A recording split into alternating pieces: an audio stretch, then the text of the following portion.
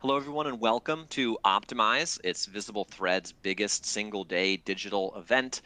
We have hours of content. This is the very first session. So kudos for getting up here and joining us at 9 a.m. Eastern, a little bit earlier for me. That's why we kind of have the mood lighting behind me. So what's the plan for today? I have an esteemed panel here. We'll do some quick intros. We'll dive into the content.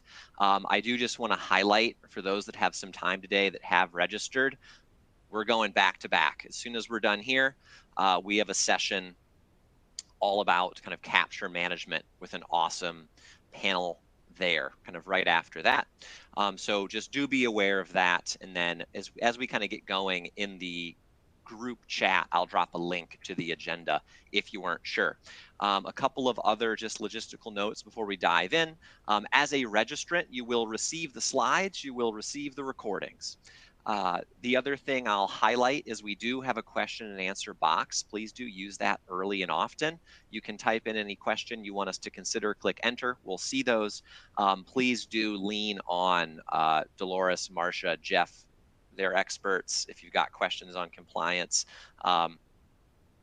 let's take advantage of them being here. So we have them for the next 45 minutes. Just quickly in terms of kind of why are we here, who's here, we're talking about compliance management. That's a broad topic. I've done my best to kind of focus on a couple of various areas of interest, I believe, for our audience, but that's also where the Q&A box is handy if you think we're missing something. But in terms of who's in the room, I'm joined by Marcia Watson. She's the president at BTW and Company. She's also a proposal best practice leader. Next, we have Jeff Shapiro. He's a government contracting advisory and regulatory assurance partner at Cohn Resnick. And then finally, Dr. Dolores Cucina Musina. She's the founder of Rexota Solutions. It's a consulting firm that supports organizations in pursuing, capturing, and managing federal contract and agreement awards. She also is a content editor of NCMA's Contract Management Magazine. Where does she find the time?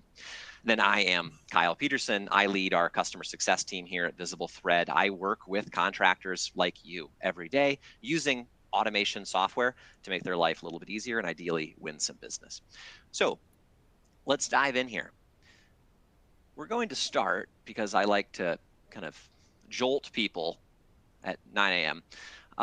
With the FAR. If you're talking about compliance, you can't avoid the FAR. And just a few weeks ago, there was a lot of proposed rule changes that came out. And so I want to go through a few of these that I think are relevant for my audience in the room.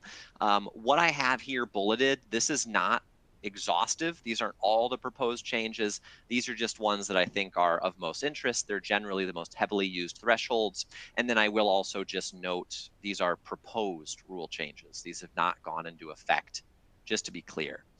So what I think I'll do is, Marcia, before we kind of dive into a specific one here that I have circled for you, would you mind just quickly at a really high level, kind of what are these thresholds? What do these mean if we have anybody in the room that's not quite as into the FAR as we are?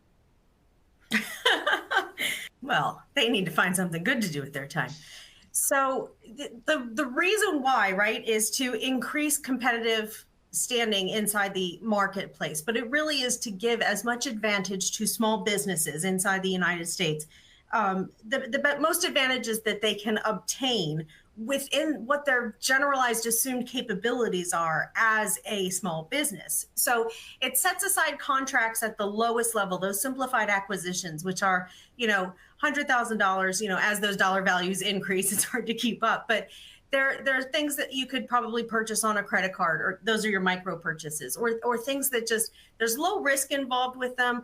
A small business should be able to handle it, no problem. It's of a low dollar value.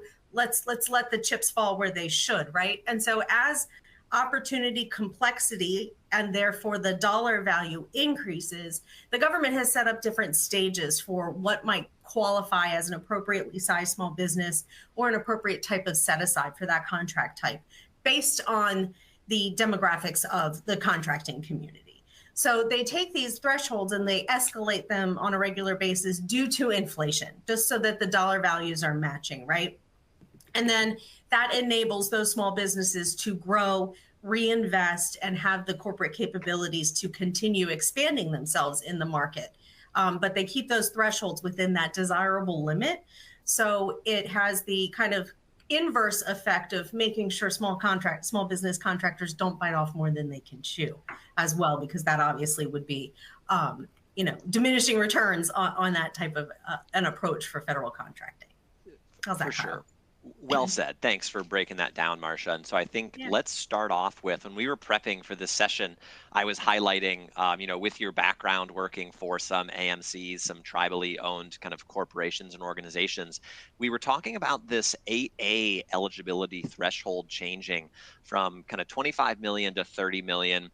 You were mentioning maybe it's not quite that simple. Why don't you break that down for us and then just kind of summarize some implications for those small business contractors that we have in the room? Yeah, and the 8A program itself is interesting because so when you talk about the native 8As, the tribally owned, the Alaska Native corporations and the Native Hawaiian organizations, obviously those types of organizations have preferential dollar values because they are victims of American colonialization. So there's a long time of financial hardship placed on these communities that the United States government is trying to, for lack of a better term, pay back, right? And so they do have that degree of advantage that a regular 8A, i.e. an individually owned 8A, where that individual has had those economic or cultural hardships, they have those different thresholds. Those are your traditional small businesses. So their thresholds are set so that that business can take advantage of that set aside contract, so they're not having to compete for it, but they also have that nice influx of cash into their organization. The perspective behind these high dollar values for the tribally owned businesses, the ANCs and the Native Hawaiian owned, is because those revenues go back to an entire community, right? They go back to the tribe, they go back to the Hawaiians, they go back to the Alaskan villages.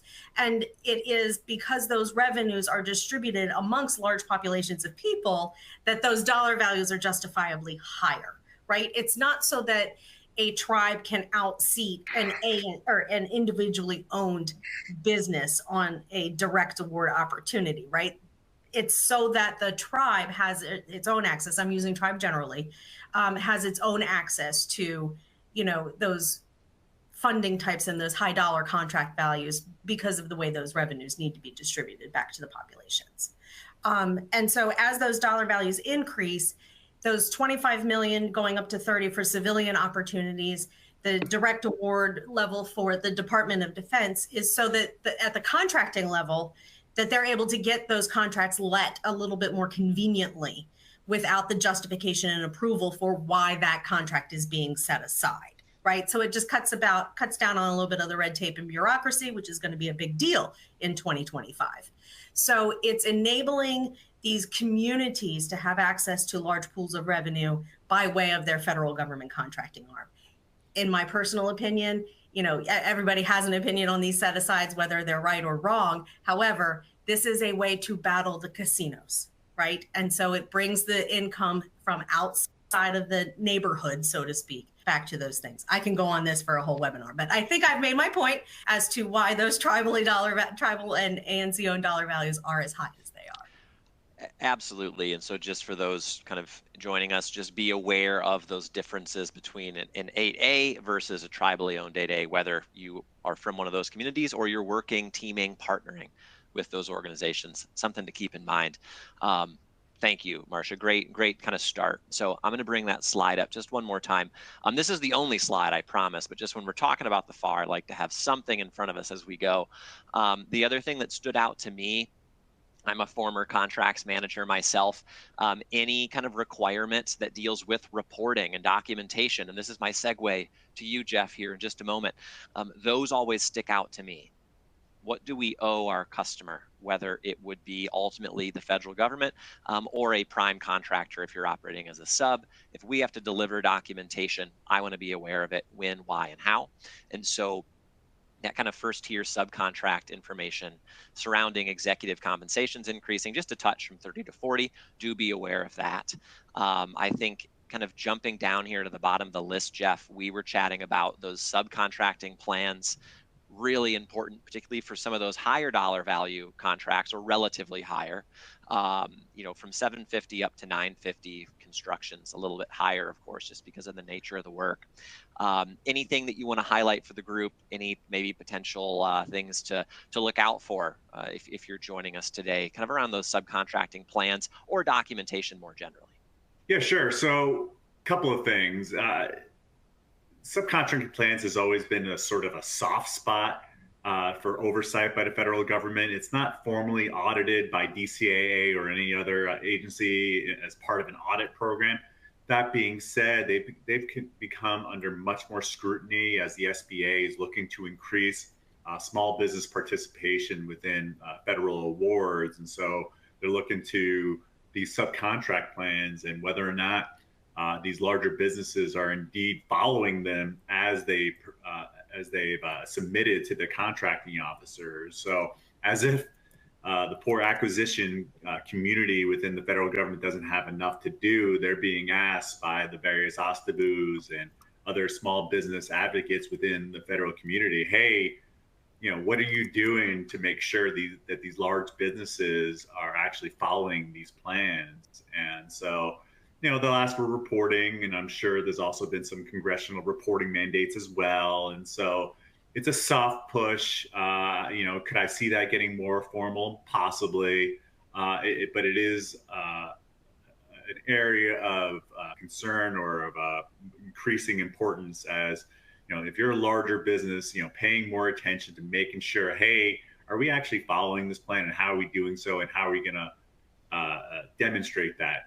Could this be part of a more carefully executed purchasing system review by DCMA? It could. I can see that being implemented to help justify making sure that these larger businesses are indeed following these plans that they set out. So yeah, if you're a small business, sending out that gentle reminder, you're on that bidder list, you're on that teaming list. Hey, what else can we do to help deliver value? Always lead with your value proposition. And, then you can throw in the whole, oh, by the way, how are you doing on your 8A set asides and your subcontractor plan? I just want to remind you, we can help you with that as well. So I can only see it increasing going forward as an area of scrutiny.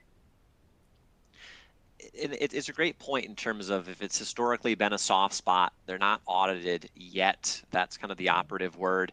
And generally, strong systems, processes, procedures, and documentation will never harm you, particularly as just an exhibit for a CPAR, as a purchasing system review.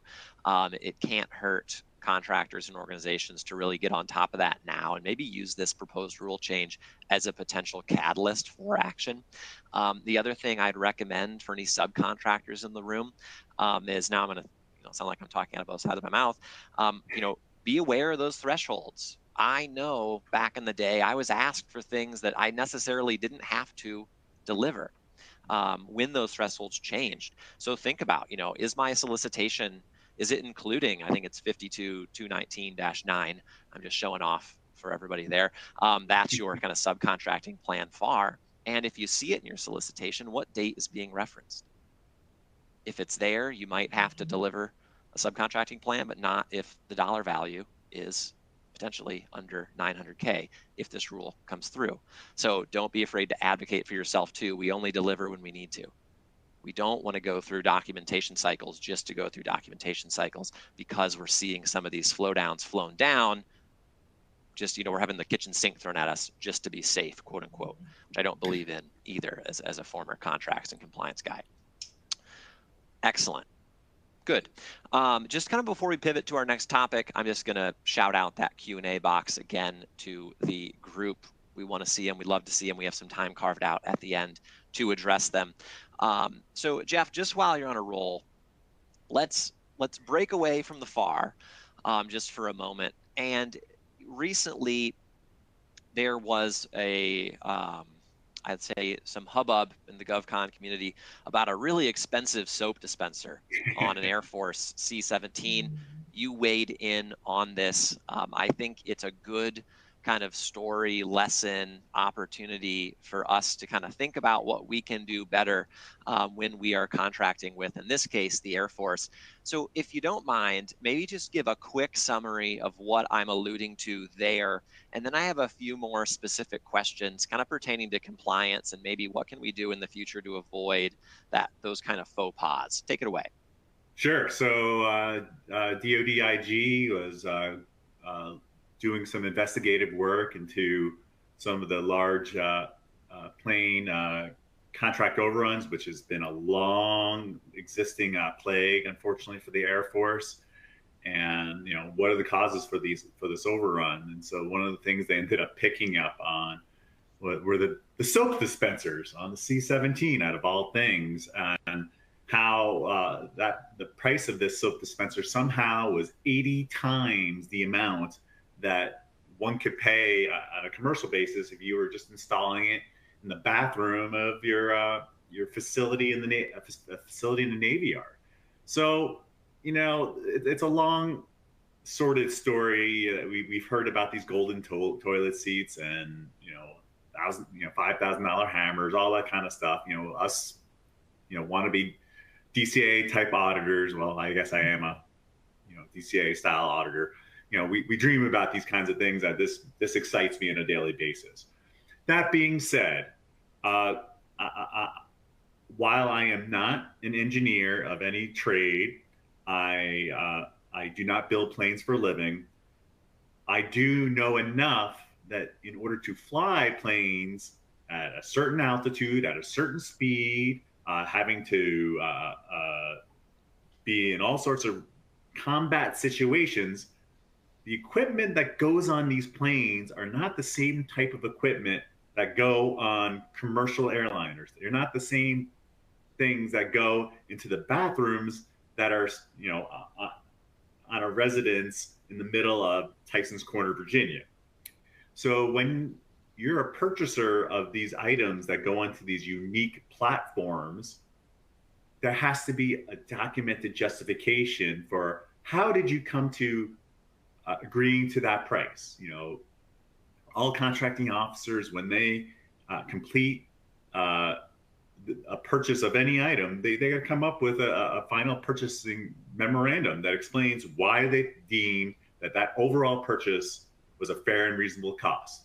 Well, this comes also, subcontract and procurement professionals within the government contracting industry should be very familiar with understanding the needs of cost and price analyses. That being said, cost analyses are really difficult. If you're, on that prime contractor side, getting proprietary costs from each of your vendors, they're often not going to share that. But price analysis, absolutely, you should be able to you're competing the price of certain items, or you're out there, you've used it on 10 different programs in 10 different situations. And so if you're, I'm not going to pick on any certain companies, but say you're Boeing and you have a fleet of commercial airliners and you have a fleet of military jets that fly Mach X, like there's a difference in what those planes need from each other. So you should be able to say, hey, look, on these planes that fly at this speed and having to deal with these kinds of situations, this equipment needs special design, nuts, bolts, alloys that need to be constructed within the product that you don't get on the stuff that needs to be bolted within the ground.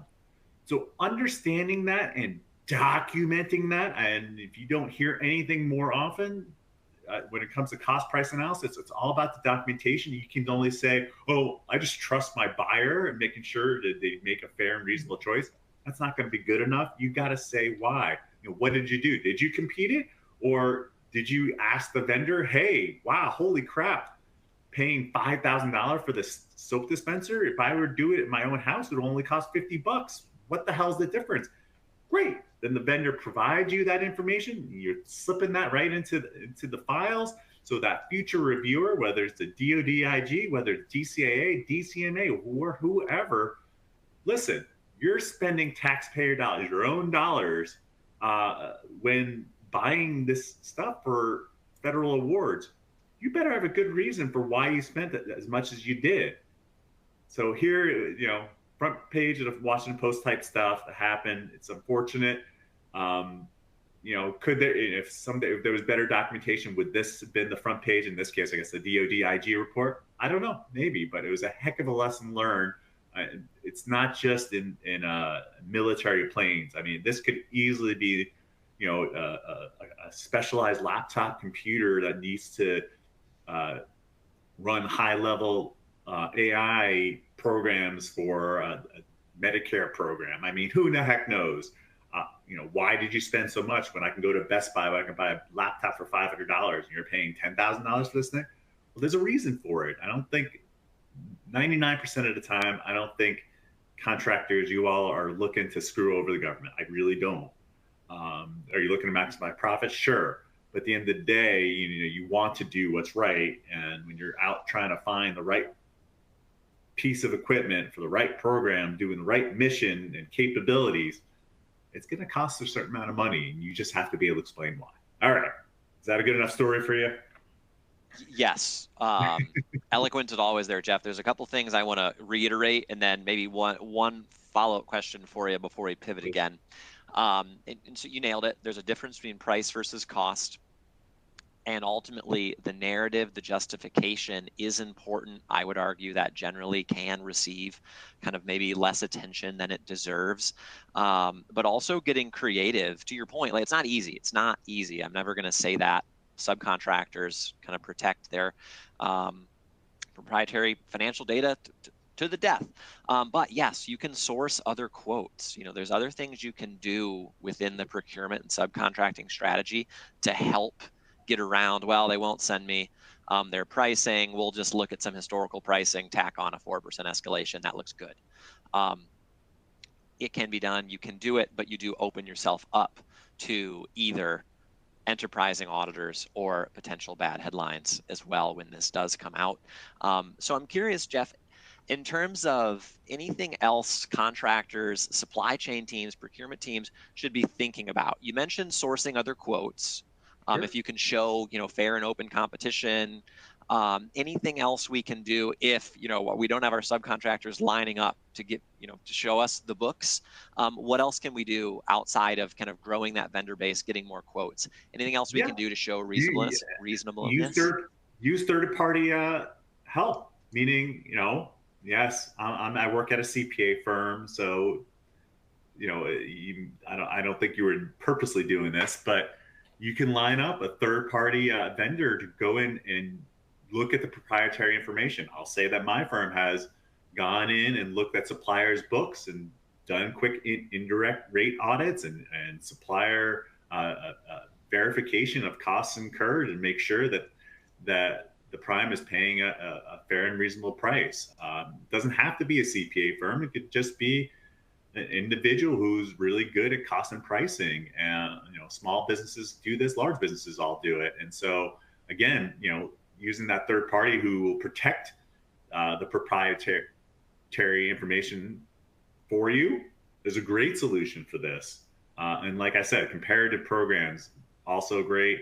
And sourcing quotes always the classic, but the third party is a great alternative. That is a good idea, Jeff, in terms of I've been on that side fighting to be like, nope, you're not going to see the books. And there's a difference between just saying no, but saying no, but have a look at this in terms of, having collaborative relationships with primes and subs. Great shout outs there. Cost and pricing, always interesting, always full of angst. Yes. Dolores, I want to bring you into the conversation once again, kind of focusing on potential rule updates, changes, but particularly around OTAs, kind of other transaction agreements, authorities. I can never honestly remember what the A stands for. OTAs. Maybe for those in the room that aren't super familiar with it, I know some are. quick crash course, what's an OTA? And then you had a really interesting LinkedIn post recently where you noted and commentated on some of these proposed rule changes. Can you walk us through what they are and what you saw? And then we'll kind of open it up from there. Yeah, absolutely. I feel like the topic today, and good morning, everyone. I feel like the topic today is like hot topics over the last 6 months, like the golden toilets and cost and pricing, regulation changes. There's been a lot of activity, and I know we're all waiting patiently for the NDAA, which I'm sure there'll be changes to other transactions in there as well. But if you're not familiar with other transactions, everything that you know about the FAR, this is where you kind of live. I would say in the creative space called other transactions. The FAR, it is not subject to federal acquisition regulations or its supplements. It's not subject to CICA. So the world that we live in every day that you're used to, you're operating with a lot more discretion. Typically, you'll see agreements officers that are executing and making sure that these agreements are properly structured. They're working very closely with legal. They're working very closely with their leadership to make sure it's passed.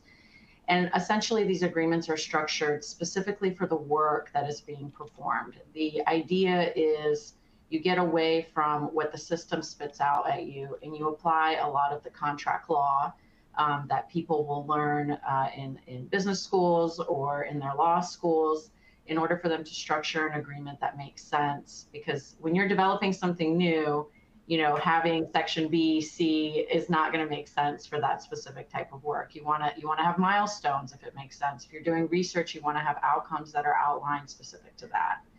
And there's a lot of agencies that have these authorities. The oldest one, the folklore that everyone knows, is NASA has the first OT authority, which predates the federal acquisition regulations because it was during the Space Act, during our space race. But most of the authorities we see today have existed since the 1980s or within the last 30, 40 years, with a really huge increase in the last 10 years. So Department of Defense is the one that is constantly discussed. It is the one that most people are trained on. And just know that it's not the one that's the basis for everybody else. The Department of Defense has one of the most prescriptive statutes and guidance that are out there. And there are other agencies that use their specific statutes and their way of doing things, which includes Department of Homeland Security, Department of Intelligence, or the intelligence community, and Department of Energy. So those all reference what the DoD has, which is why this regulation update that came out in the fall was a big deal, because it honestly, I know that it was in the works. What I found out is it was in the works for a couple of years, but it did come as a surprise, especially because this regulation, and if you want to look it up, it's 32 CFR 3, has to deal with a regulation as it pertains to the Department of Defense OT authority. And it was created back in the day to help consolidate information for Section 845 agreements. And I know it's early in the morning for everyone to think that way back story, but Section 845 was originally how we captured the prototype authority for Department of Defense when it was needed in I think about the mid 90s, and it really took off in the early 2000s. It got replaced in 2016 or rescinded by 10 USC 2371B, which is now 10 USC 4022. So just like to tell you the story. But Section 845 was revoked, and it was very clear in the NDAA that wasn't going to be, that was gone. And so this regulation was tied to Section 845 agreements. So now we fast forward to today, and we see a regulation getting updated for a statute that already covers what Congress's intent was. And the difference here is you had a regulation before that helped capture all of that NDAA language that was very confusing to keep track of. No longer needed, because now you have a statute that actually captures all of it. So now to go backwards and create a regulation on top of a statute that already captured all of the intent of Congress and a guide that captures that intent. What makes it different for government and how it'll impact you guys if it gets passed is that now you'll have to cite the statute, the regulation, and then use the guide as your guidance. But there are some issues with what's being proposed. Biggest issue is the definitions in some instances don't match, or they're overly cumbersome. So I know that you're thinking, well, definitions, cool, great job. How does that really impact me? Well, if you've worked in the developmental world, the discussion of what is a prototype is constantly being discussed. Well, good luck, because you know what? It is defined in the statute of 10 U.S.C. 4022. The DoD did it for you. And it's captured again in the guidance the Department of Defense uses as a supplement to the statute to help clarify some of those, what I would call gray areas.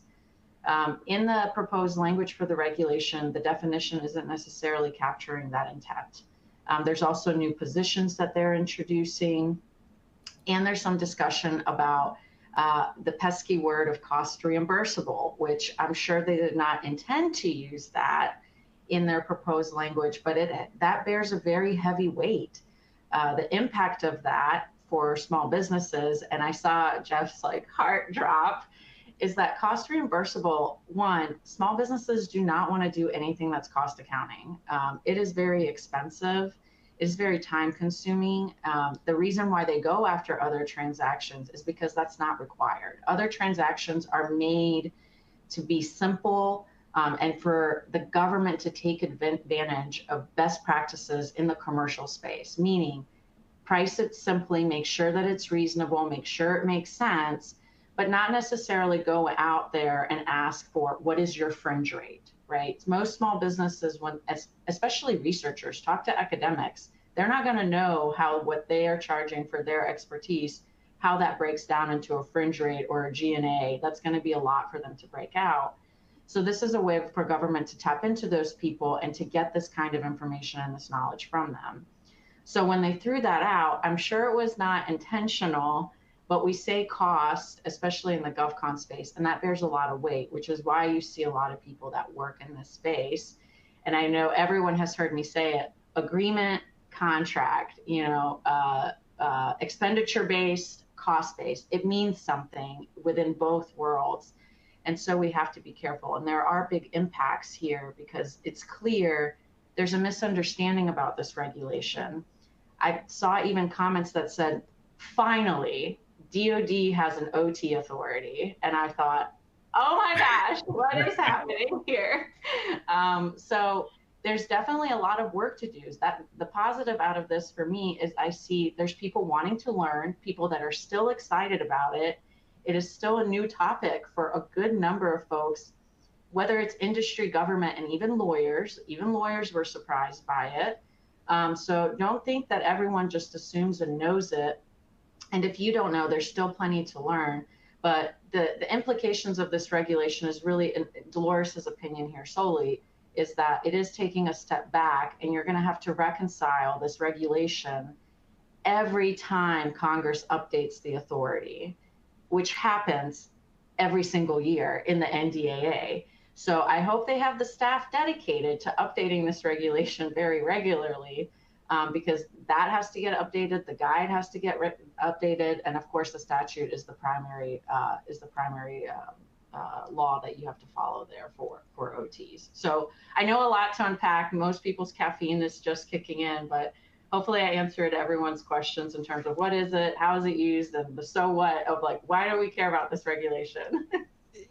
And it's really important here, Dolores, for anybody who's non-traditional, who maybe wants to break in, but yeah, I don't deal with fringe rates. I don't know what a purchasing system review is.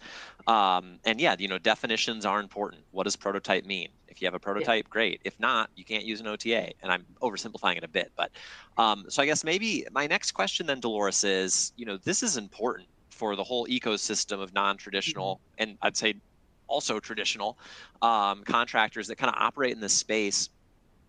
You were mentioning, though, we're taking a step back in your opinion, but it seemed like there weren't a ton of comments offered up by industry to these proposed rule changes that would lead to a step back, taking a step back in your opinion.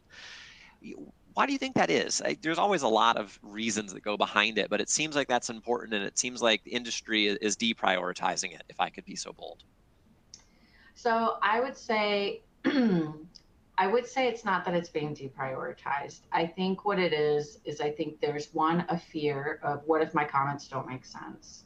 I will say personal experience here. I didn't know if I should comment. And I know probably most people that know me are like, Dolores, you should have commented. I did comment, but it took me a while because I wanted to make sure that one, my comment was going to be knowledgeable and taken seriously, but also that my comment was going to be helpful in making that decision. The people that I talked to about creating comments, everyone was working on it to meet the deadline. The OT community is very small. People that truly understand these laws and statutes are very small. I mean, there's only like 3 people that have written dissertations on it. There's not a lot of research going towards it. So you have to understand that the apprehension to post a comment, human nature, I'm nervous. The second one is people didn't know. So the most of the posts that I saw were coming out of law firms talking about, hey, this is so great that we're going to have this regulation. But it told me also that there's not enough understanding from the law community about what this regulation might actually do. There is, I would say, some of the lawyers that I know knew what the implications were because I talk to them every day about, different changes or impacts of different policies. But in terms of overall knowledge, what I saw was a huge gap because people were like, well, so what? What happened? And it was that institutional knowledge of understanding the story behind 845 agreements all the way to where we are today to understand that this regulation should have just been revoked back in 2016. It shouldn't be updated. And so, but somebody on the government side saw a value in updating it. And so the question becomes, what is the value and what is the manpower that they're going to have behind it? So I would say it's not that people didn't care or didn't know, or maybe they were blind or they were like blind to it. I think there was an apprehension of maybe saying like, oh, maybe this just will go away, or I don't know what to say because I'm not really clear how this impacts. I mean, you'd have to read a lot of NDAs to get to knowing why this was a big deal. So what I was mostly surprised to see, in all honesty, is the consortium management groups, that they weren't the ones commenting. And maybe that happens in the background. I have seen some people having those conversations like offline, as we say, right, to help push things forward. But once I started kind of making a lot of noise, I saw people, like I started getting text messages, I started getting phone calls like, what do you mean there's a regulation? I'm like, so wait, were people not tracking this? So again, it doesn't get as much attention as the golden toilets, or it doesn't get as much attention as a threshold increase, right? But it is something that's really important that impacts a lot of companies. It's a great call out. And I think maybe on that note, Jeff, when we were kind of prepping this session, just simple things people can do in terms of, Dolores nailed it. Maybe I wasn't aware of it. I didn't even know it was coming, so I can't read it and make comments on it. Jeff, you had a really simple recommendation. How are you kept up to date? How do you know these things are dropping? Any kind of specific recommendations you can make for the group here?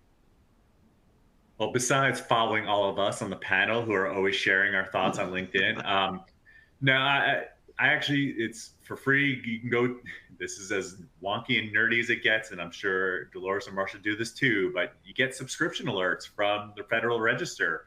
Search and, put in key terms that matter to you. For me, cost accounting, I have a search term every day. I get an email at 4 a.m., which I wake up eagerly to read. Okay, not at 4:30, and see what has been posted. And so there's a couple different topics actually, and you kind of get that high level. That being said, if you don't want to sign up for the Federal Register, and sometimes those queries aren't great, a lot of GovCon lawyers do a great job of following the latest proposed rules, and other consultants, they do, there's a whole bunch out there that do it. I'm not going to tout anyone in particular, but just know that these are all out there. The industry groups, Professional Services Council, I will shout them out, among others, NDIA, National Defense Industrial Association. They both do a great job of summarizing policy changes going on, and how these proposed rules could impact industry. get involved. Joining some of these industries don't cost much, especially for smaller businesses.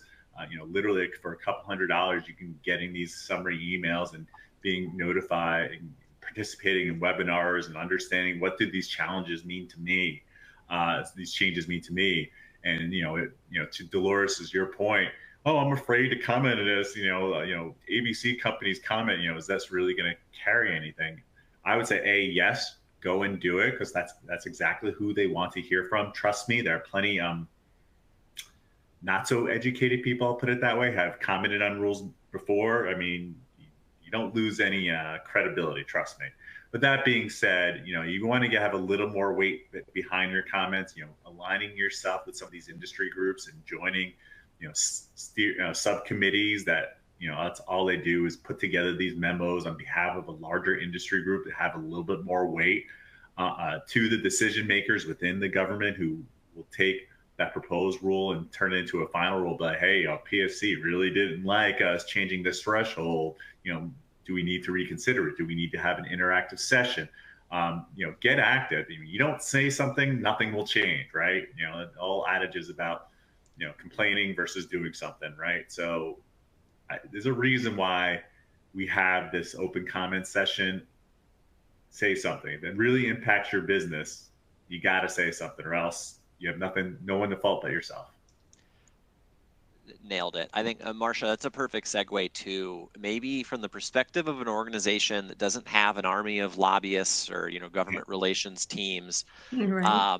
It depends by each organization, but in general, who do you think should own that responsibility within a smaller organization to monitor these updates, these comment periods, and then kind of lead the charge in ensuring that your voice is heard and you are actually engaging in those Q&A periods? Who do you think should kind of be the sole point of contact there? Yeah, it should definitely be the contracts manager who your contracts POC is, even if it's a fractional resource for your organization. Somebody has to be looking out on a regular basis, either, as Jeff said, to pull in the feeds, but just to know kind of organizationally and situationally what threats are coming to your company and how the government is making their choices. So, it's too late when the laws have been made. This is the perfect time to share your opinion. And, this is an opinion that's asked for as opposed to other circumstances where opinions get shared. LinkedIn is not the appropriate medium for this. You need to go to the government and tell the government what they need to be doing on the benefit of your organization. And definitely have your legal team look into how it is you want to orchestrate that language, which is probably why Dolores is seeing a lot of comments, and I've seen them too, are coming from legal firms representing their client base. But if you're not an interested party or acting as a live participant in these exchanges, you will only have to deal with the results. Well said. We want to be as proactive as possible, less reactive, particularly when it comes to kind of compliance, the broad topic of today's session. Well, time flies when you're having fun. Jeff, I need if you can forward me that 4:30 kind of cost and price and wake up memo. I'm amped about it. Why don't we do this? We have come up on time, believe it or not. If there's any kind of final questions, please do throw them into the Q&A box.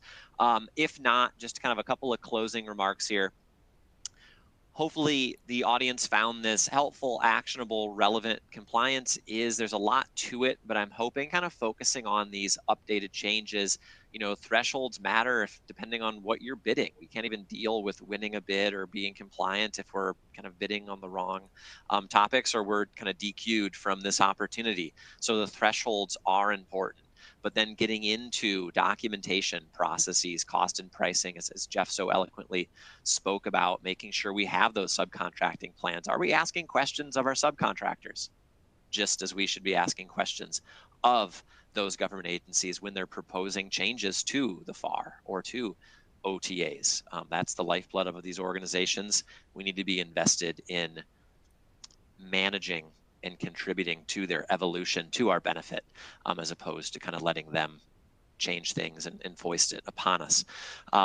So I would say if anything you saw here was really interesting, I can't recommend follow Marcia, Dolores, and Jeff on LinkedIn. I've learned a lot over the past 6 months just from hosting some of these webinars and actually seeing what they post. Really, really helpful, really actionable. So thank you to everyone who joined us. I know that you have a lot going on. Thanks for spending some time with us today. The next session will be the future of capture management. Excellent speakers. I kind of had one of these webinars with them before, can only say good things about them. So thank you for participating, and thank you for our panelists, Marcia, Jeff, Dolores. You're invited back anytime. We might need to put together some kind of cocktail party to discuss these in more detail. That'll be later in the day, don't worry. But Perfect. Thank you so much. Have a good one. Thanks.